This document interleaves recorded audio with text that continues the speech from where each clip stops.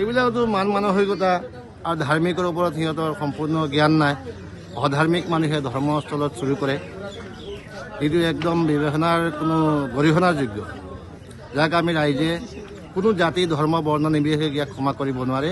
যিবিলাক মানুহে ধৰ্মৰ ওপৰত আঘাত কৰে, প্ৰশাসনৰ পৰা তদন্ত বিচাৰোঁ আমি এইটো, যাতে প্ৰশাসনে সুপৰিচালিতভাৱে তদন্ত কৰে। চাওক, আজি ৰাতিপুৱা যেতিয়া দোকানত আহিলোঁ, দোকানত অহাৰ পিছত দোকান খুলি মানুহে ভিৰ কৰি আছে।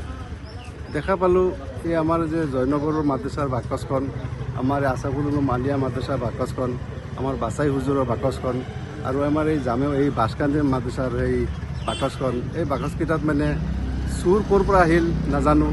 মোটামুটি আমাৰ এই যে বকুলগুৰি আছাফুল মালিয়া মাদ্ৰাছাৰ যিখন বাকচ আৰু এইখন বাকচ, এই বাকচখন তলা ভাঙি ইয়াৰ ভিতৰত যিমান টকা পইচা আছিল চব লৈ গৈছে। লৈ যোৱাৰ পিছত আমি চব মানুহ এতিয়া ভোৰকে চাওক, চব মানুহ আমাৰ ৰাইজ ইয়াত চব গোট খাই আছে। তাৰমানে আমি এটাই দাবী জনাওঁ, চাওক আজি ইমান বছৰ হ'ল আমি দোকানপাট ইয়াত কৰি আছোঁ, আমাৰ ইয়াত কোনো পহৰা নাই। আৰু আমি প্ৰশাসনৰ তাত এটাই দাবী জনাওঁ, যাতে আমাৰ এই যি চুৰি সক্ৰান্ত হৈছে, এই সক্ৰান্তৰ বিষয়ে মোটামুটি আপোনালোকে কিবা এটা যদি মানে বিহিত ব্যৱস্থা লয়, তেতিয়াহ'লে আমি ৰাইজ সুখী হ'ম বা আমি দোকানীসকল সুখী হ'ম। আৰু এই যে চুৰি সক্ৰান্ত হৈ আছে, কেইদিন মূৰে মূৰে এই বাকচকেইটা যে চুৰ হৈ আছে, সেইখিনিৰ পৰা মানে আমি হয়তো অলপ ৰেহাই পাব পাৰোঁ। বাস্কভাঙ্গিয়া জয়নগর মাদ্রাসা, বকুলগুড়ি মাদ্রাসা,